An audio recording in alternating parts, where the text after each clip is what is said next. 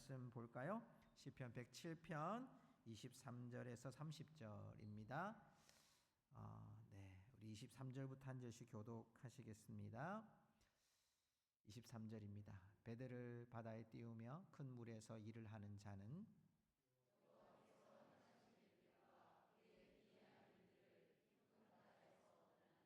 여호와께서 명령하신즉 광풍이 일어나 바다 물결을 일으키는도다.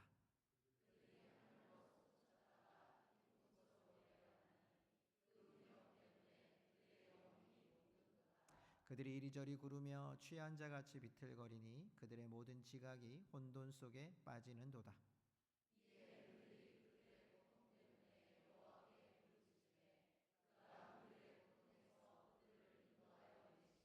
광풍을 고요하게 하사 물결도 잔잔하게 하시는도다.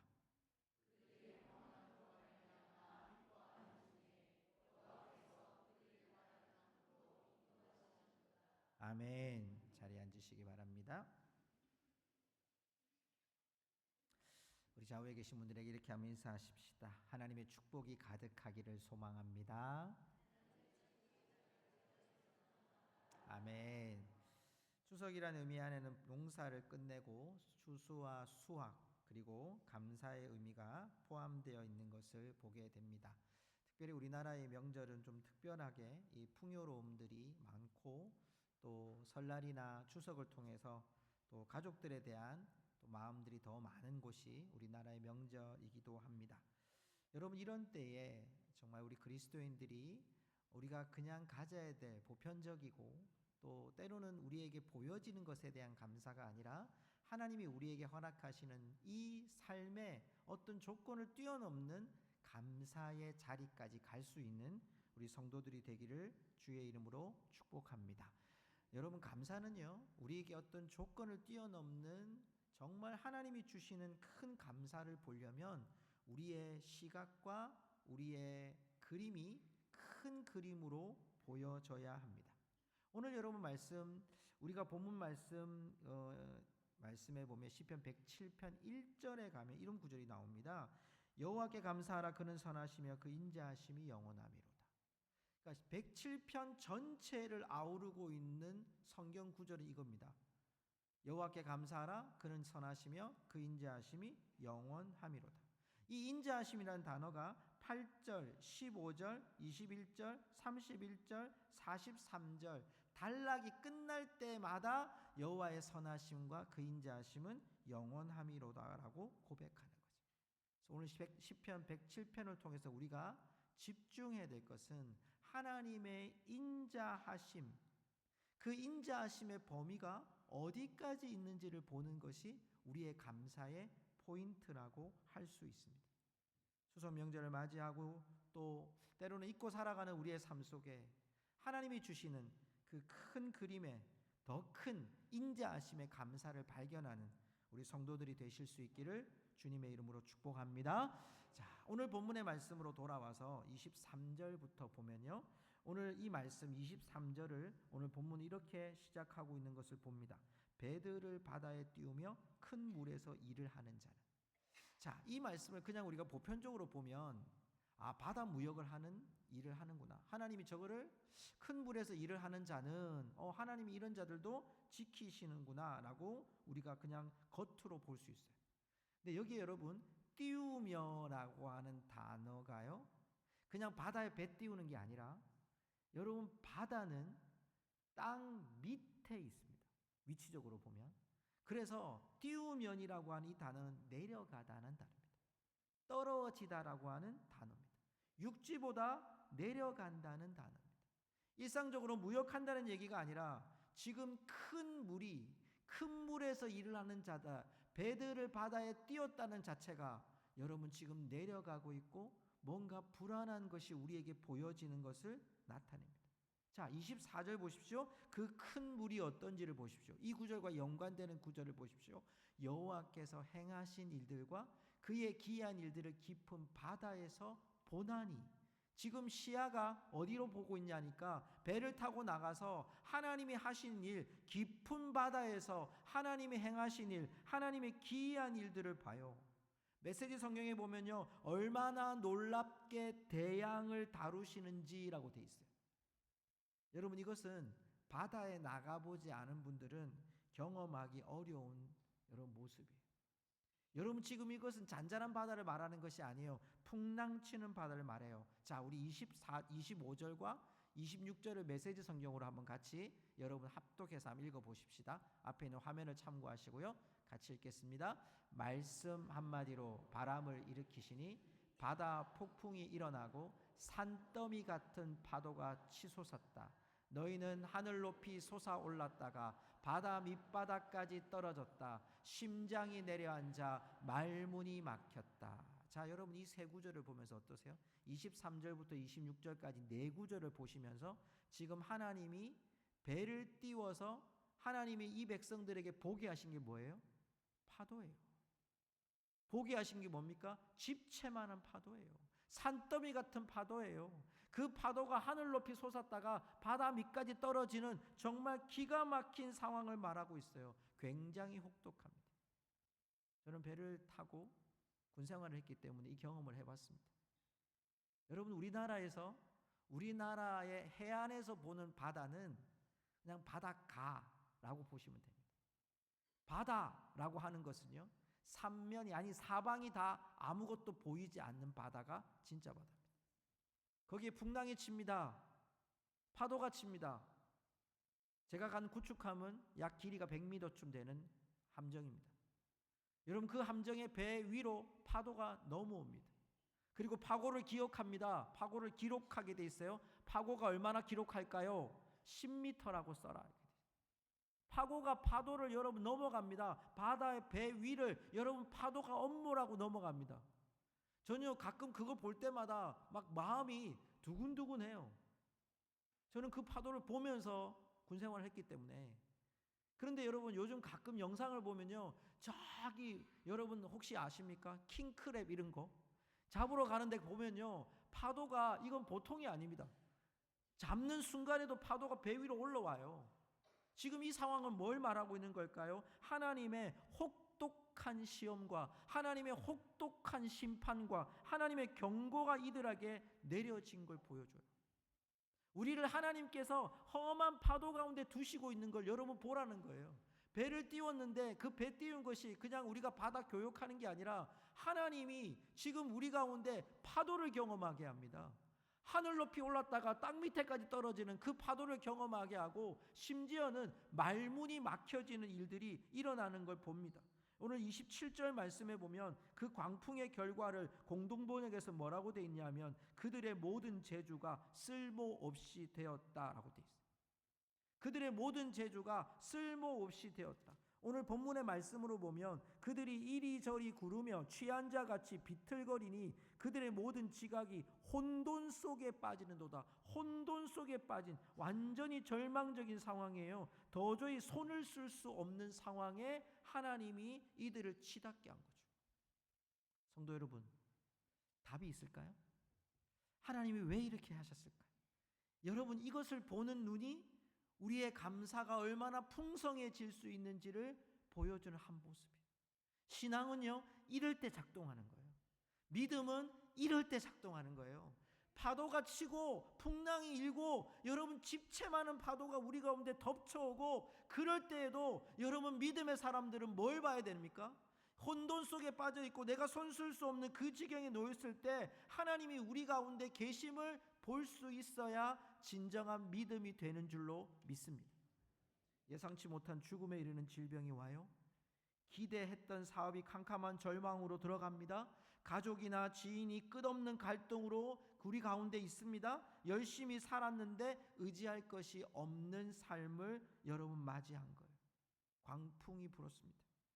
인생의 앞을 분간할 수 없는 안개가 놓였습니다. 손을 쓸 수 없는 형편이 우리 가운데 있습니다. 여러분, 그럴 때 믿음에 작동하는 자들은요, 신앙이 작동하는 자들은요, 거기서 절망의 자리에 앉아 있는 게 아니라 하나님의 그 그림을 볼 수 있는 자들이 하나님의 백성들인 줄로 믿습니다. 여러분에게 어떤 광풍이 불었습니까? 지난 10개월을 달려오면서 여러분 어떤 광풍이 불어왔습니까? 흔들리고 혼돈되고 손 쓸 수 없는 상황이 여러분 가운데 놓였습니까? 여러분, 하나님은 왜 그렇게 우리를 그 광풍 가운데로 몰아가셨을까요? 28절 우리 같이 한번 읽어볼까요? 28절 읽겠습니다. 이에 그들이 그들의 고통 때문에 여호와께 부르짖음에 그가 그들의 고통에서 그들을 인도하여 내시고 아멘. 고통 때문에 여호와께 부르짖음에. 여러분, 이 구절을 기억하십시오.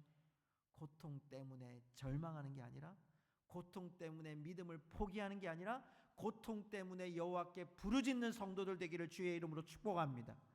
고통 때문에 부르짖는 것이 믿음이 작동한 거예요. 하나님이 고통 때문에 하나님의 인도하심을 구하게 되고 하나님을 찾게 되는 거예요. 오늘 말씀 보면 여러분 6절과 13절과 19절에 보면 근심 중에, 환난 중에, 고통 때문에 하나님께 부르짖는 시인의 모습을 발견합니다. 왜 부르짖습니까? 여러분, 허망하게 아무것도 없는 것에 부르짖습니까? 그렇지 않습니다. 하나님의 백성들의 부르짖음은 그 뒤에 있을 하나님의 인도하심을 믿기 때문에 우리는 부르짖는 줄로 믿습니다. 사랑하는 성도 여러분, 그렇습니다. 저는 이 말씀을 보면서 하나님께 그렇게 썼습니다. 제가 그렇게 말씀을 준비하는데 그렇게 써놨어요. 제가 뭐라고 썼냐면, 하나님 드라마 쓰십니까? 하나님 이 풍랑인 뭐 이런 것 좀 하시면서 하는 극적인 반전 요소를 우리에게 주시려고 하십니까? 아니면 우리 다 다니엘 기도에 나올 간증자들 만들려고 이렇게 하십니까?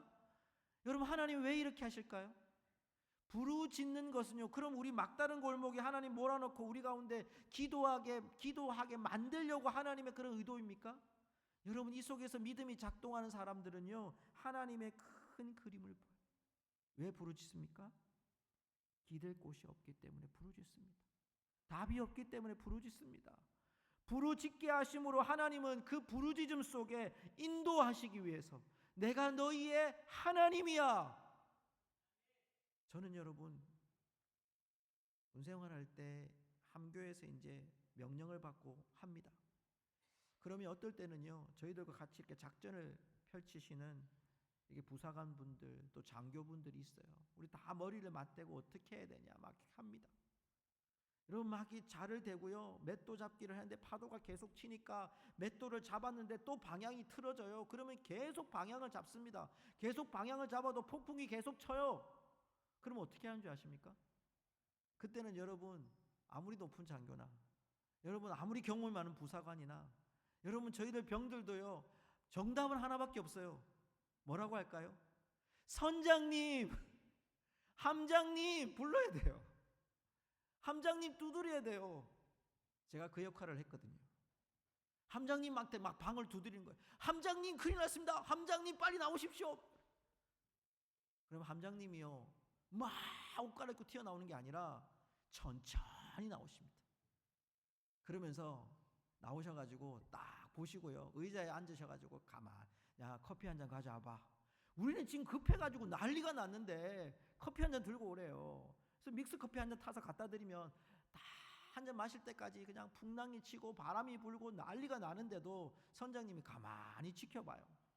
그리고 있다가 한 30분 있다가, 지금 1도 잡고 하지 말고 한 30분 있다가 한 5도쯤 잡아.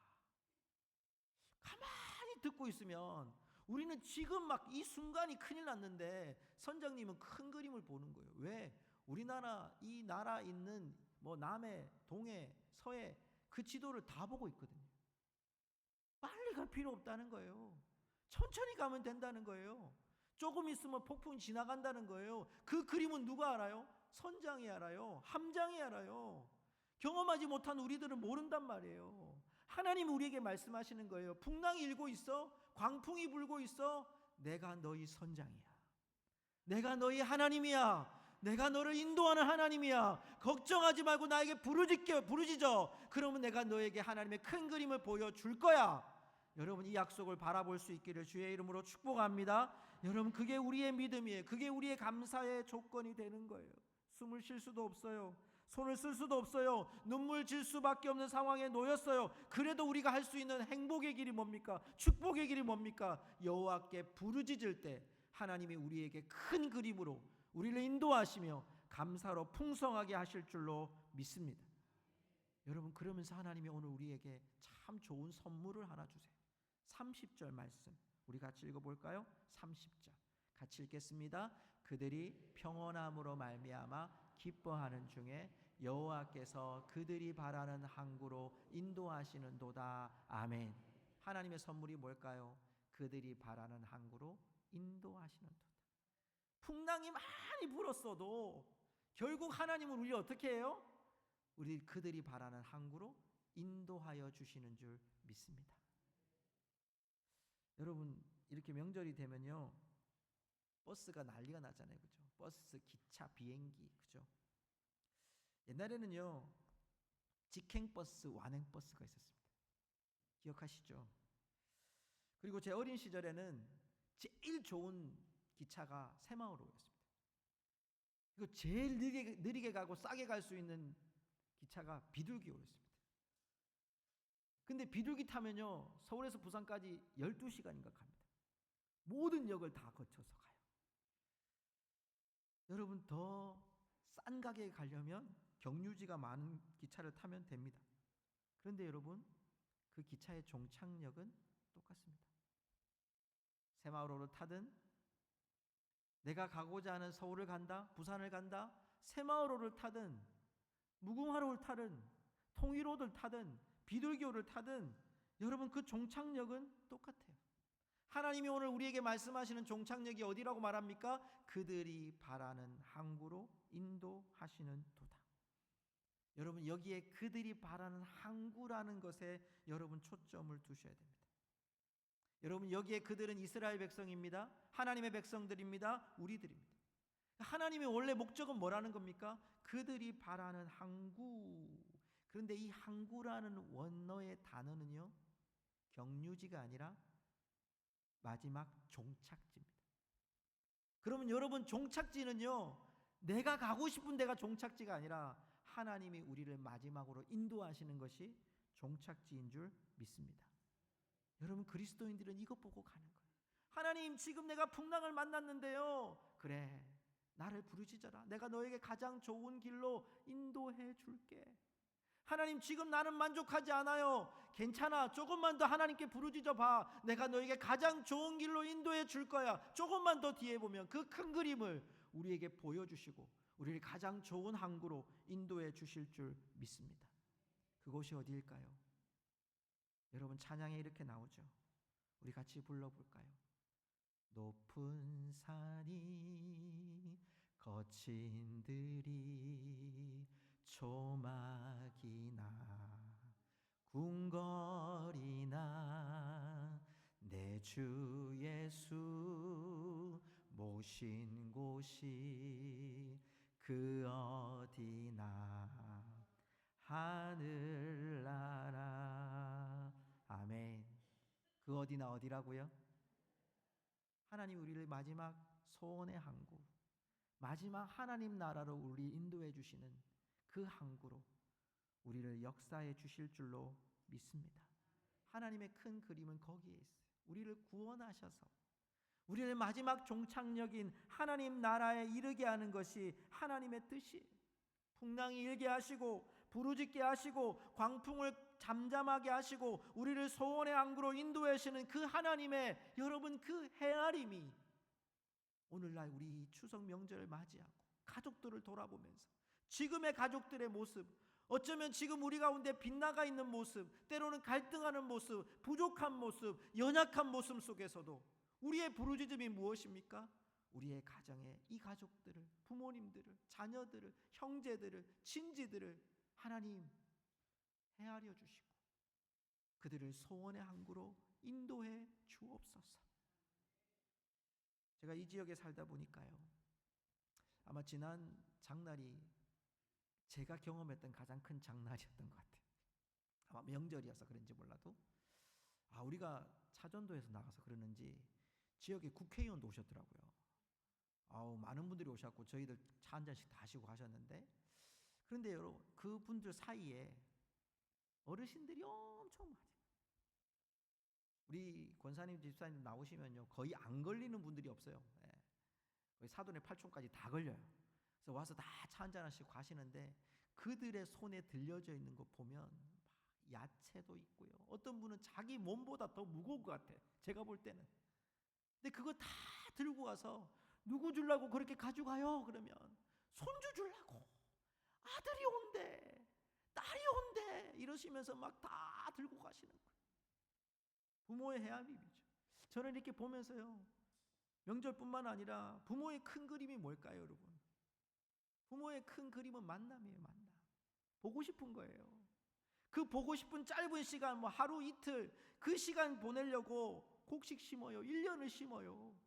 추수해요. 그거 창고에다가 넣어놔요. 다 싸놔요. 포장했다가 우리 자녀들 갈 때 그 차에 뒤에 다 실어줘요. 조금이라도 더 보고 싶어서, 조금이라도 더 주고 싶어서. 그게 부모의 헤아림이잖아요. 하나님은 어떠실까요? 하나님은 우리에게 자녀라는 이름을 주시고, 마지막 그 종착역까지 우리를 인도해 주시기 위해 때로는 풍랑으로 부르짖는 우리들의 목소리를 들으시고, 풍랑을 잠잠하게 하시고, 우리를 하나님 나라 소원의 항구까지 우리를 인도해 주시는 줄 믿습니다. 지금 잘 보십시오. 지금 우리의 상태는 아직 ING예요. 진행형이에요. 종착역에 아직 안 갔어요. 그래서 하나님이 우리에게 쾌속선으로 보내기도 하시고, 때로는 우리에게 광풍을 불어서 방향을 전환하게도 하시고, 하나님의 뜻 가운데 우리를 불러주시고 인도해 주시는 줄 믿습니다. 그러기에 여러분 기억하십시오. 우리 이렇게 한번 고백합시다. 하나님은 나에게 형통하게 하십니다. 아멘. 여러분, 형통하게 하시는 과정 가운데 있습니다. 그렇게 우리 주변에 있는 모든 사람들, 오늘 이제 우리가 함께 만날 우리의 가족들에 이르기까지 여러분 그 형통의 도구가 되고 형통의 통로가 되어서 하나님을 온전히 찬양하는 우리 모든 성도들 되기를 주님의 이름으로 축복합니다. 우리 찬양한 곡 부르고 같이 기도하고